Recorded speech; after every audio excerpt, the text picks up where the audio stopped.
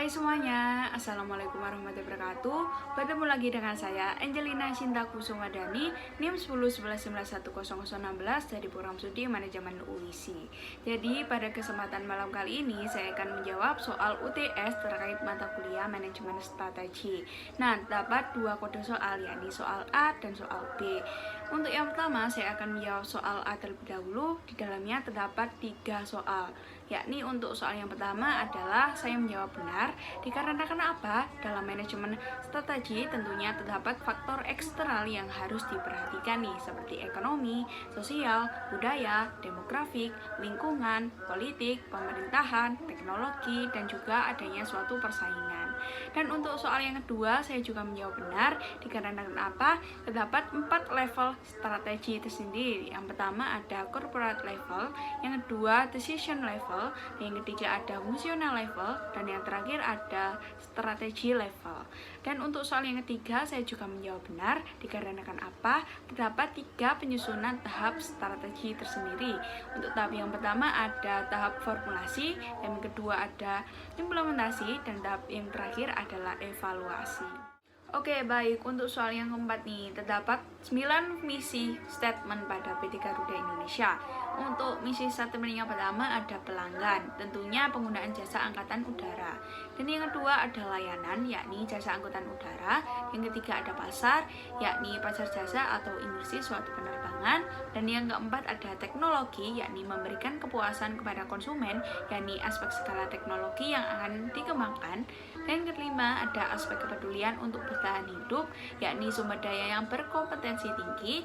Dan yang keenam ada filsafat, yakni memberikan kepuasan penggunaan jasa. Dan yang ketujuh ada kepedulian antar publik, yakni pengelolaan secara profesional. Dan yang kedelapan adalah kepedulian karyawan, yakni pengelolaan sumber daya manusia secara profesional dan berkompetensi tinggi.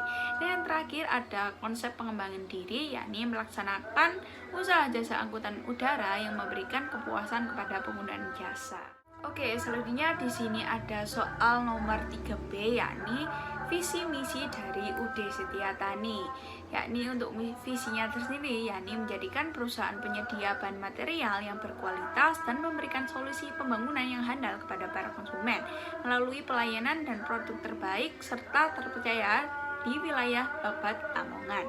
Dan untuk misinya sendiri, yakni kami menyediakan produk berbahan dasar yang unggul dan berkualitas, memberikan pelayanan terpadu pada konsumen, menjadikan hubungan kerjasama dengan para kontraktor, mengembangkan potensi kemampuan para karyawan, dan membangun komitmen untuk kepuasan pelanggan dengan memberikan kualitas produk dan jasa yang terbaik. 3 kode C, yakni dapat 9 statement misi dari UD Setia Tani sendiri. Yang pertama ada pelanggan, yakni konsumen bahan material. Yang kedua ada layanan, yakni kita memberikan pelayanan terpadu, yakni dengan bersikap ramah baik kepada konsumen. Yang ketiga ada pasar, yakni pasar industri, toko bahan material atau toko bangunan di wilayah Babat Lamongan. Dan yang keempat ada kepedulian karyawan, yakni kita mengembangkan potensi kemampuan para karyawan seperti memberikan pelatihan bagi karyawan.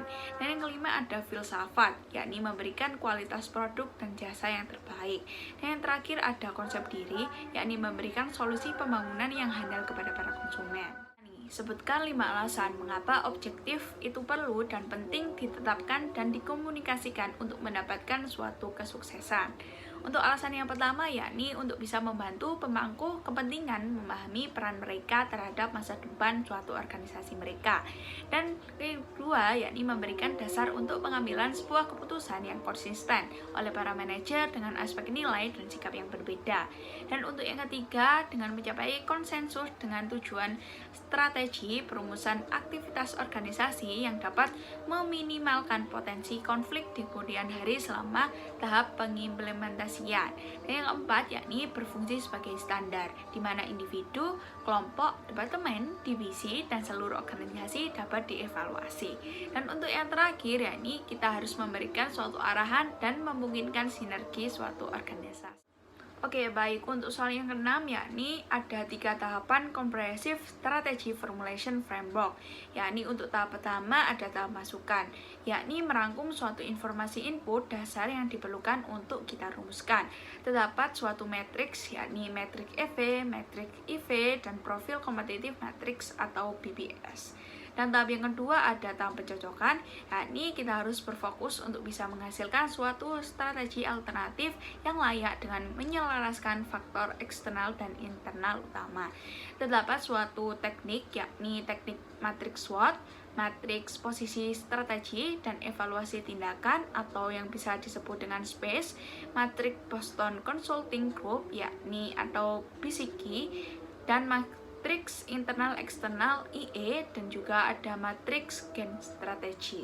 Dan untuk tahap yang ketiga ada tahap keputusan, yakni bagaimana sih kita untuk bisa mengungkapkan daya tarik relatif bagi strategi alternatif, dan dengan demikian kita itu bisa memberikan dasar objektif untuk memilih strategi tertentu yang mana akan melibatkan suatu strategi kuantitatif yang dimana biasa kita sebut dengan matriks perencanaan HSPM. Yakni pertanyaan nomor 7, yakni kita harus menggambarkan posisi kuadran. Dan untuk kuadran yang pertama yakni ada strength, yakni memanfaatkan peluang sebenarnya dan menggunakan seluruh kekuatan. Dan untuk kuadran yang kedua ada threats, yakni perusahaan itu harus menghindari suatu ancaman. Dan untuk kuadran yang ketiga ada opportunity, yakni memanfaatkan peluang yang ada dengan menggunakan perubahan strategi suatu perusahaan tersebut. Dan untuk kuadran yang keempat yakni ada weakness, yakni meminimalkan kelemahan yang ada dalam strategi pertama. Terdapat matriks tones, yakni ada strengths, weakness, opportunity, dan threats. Untuk yang pertama ada STO strategis, yakni kita dapat memanfaatkan peluang sebesar-besarnya dan menggunakan seluruh kekuatan untuk merebut. Dan untuk WO strategi, yakni memanfaatkan peluang yang ada dan meminimalkan kelemahan yang ada. Dan untuk ST strategis, yakni memaksimalkan kekuatan yang dimiliki objek tersendiri dan dengan mengatasi berbagai suatu ancaman. Dan yang terakhir ada WT strategis, yakni perusahaan dapat menghindari ancaman dan meminimalkan kelemahan-kelemahan. Sekian dari penjelasan video saya. Terima kasih. Wassalamualaikum warahmatullahi wabarakatuh. See you on top, guys.